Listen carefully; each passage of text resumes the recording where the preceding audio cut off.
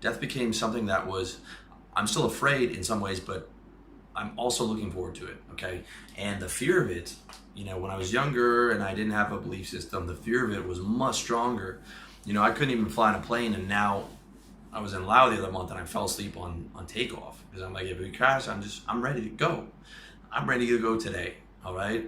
And now, like, I'm not saying I wouldn't be afraid, but I'm saying like I've made a lot of peace with that. Okay, I've made a lot of peace with it, and it is something that I think of quite regularly, not in a particularly negative way, just like that's something that is going to happen.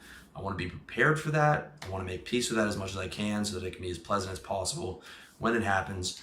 And I want to accumulate good karma. Okay, because the other theory behind that is if you don't stay in that stateless state, then you incarnate again, and that's perhaps based on your karma. I'm not sure if I fully believe in that, but I definitely allow for the possibility that you do incarnate again, because you've already incarnated once, and the fact that your karma could affect that, because to me the world exists within my consciousness, and your world exists within your consciousness. So the fact that we have this feeling about karma and we've been taught about it means that this is very possible. But again, I'm not 100% sure about that. It's just something I'm gonna have to wait and see, but it definitely doesn't hurt to do good things because it makes you happier anyways. Now, that's belief number 2. The third one is for the atheist or agnostic guy. And like I said, guys, I don't care what belief system you have. All I want is that your belief system is serving you and then it's allowing you to live with less fear and be happier. So if you're atheist or agnostic, it's going to be a bit harder to get a death positive viewpoint coming. The first thing I would say is like investigate your beliefs, okay? In my opinion, you can still believe in evolution and believe in God and believe in stateless state and science and all those things that I believe in, and you can still be logic and rational, which I consider myself, I am to be. And if you read stuff like Ramana Maharshi and Nisargadatta Maharaj, they are not talking about blind belief. They're talking, they use logic to, to uncover a lot of this stuff, okay? To me, it is logical.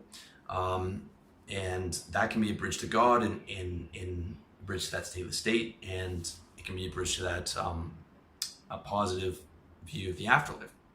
But let's say that you were dead set against that and you're not even interested in investigating that, and every time I bring stuff like that up, you're like, shut the fuck up, Will.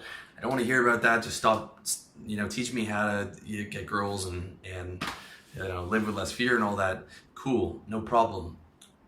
Like I said, it's your reality. You have control over it. So here would be the thing, if you're dead set against that, is just look at it as the end of suffering, okay? Look at it as like, you don't have to fucking do mundane shit anymore. You don't have to brush your teeth. You'd be like, okay, I'm done with that. When I worked in sales, me and my sales buddies used to joke around like, at least when we're dead, we don't have to cold call. And we would say that like probably every week, right? Unless you're going to hell, okay? Because for me, hell would be like a constant, just nonstop cold calling all day to like really rude secretaries who would tell us that the boss just wasn't interested in it, even though she didn't know.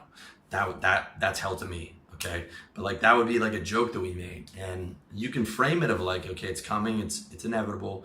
When you think about it, you're like, you know what? It's going to be the end of suffering. It's going to be peace. It's going to be, those things that I'm dealing with and I'm fighting against are not going to bother me there, and I can accept it.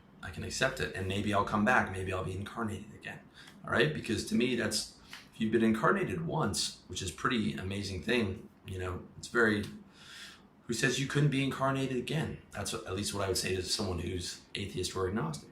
All right, if you're coming from my perspective, it is trying not to be incarnated again and trying to stay in that stateless state, but different viewpoints there. But either way, I think if you're dead set on atheism or agnosticism, using the end of the death as the end of suffering is a very important reframe, okay? Also, those are the 3 reframes, but there's one last thing I want to put in there where like your end days can be part of that fear of death, like sitting on the hospital bed with like a thin blanket wrapped around your knees. And if you're like most of my readers, 18 to 40, and chances are you're going to die. I think the average will be 80s, maybe 90s by the time we get there because of technology. Okay, they're going to have way better technology for dealing with people who are who are close to death. Okay, first of all, there's a good chance that like our faculties will be much better, and perhaps stuff like Alzheimer's won't be around, and you'll have your mind until you pass. As opposed to like the way that I saw my grandmother go, which was, her mind was gone and she was in a vegetative state for a long time. And, hopefully people will come around and won't accept that. I mean, we'll have the technology to make sure that people don't have to spend their final years like that. Okay. Like a humane way to go for me is you're on a drug, not MDMA, but whatever they have in the future, and it puts you in a peaceful state where you're lucid and you can talk to your relatives and calms your fears. And at some point when the body gets to a certain point, you can just say, I'm done, flip the switch, or take the pill, whatever it is, or turn the machine off that you're hooked up to and go out peacefully with your own choice. Okay, that's how I plan on doing it, and I'm pretty confident that within the next 40 years, people will have come around to like a humane way of letting people exercise control over their own death, and they'll have proper drugs that are going to make people, easily be able to slide into that next world. All right.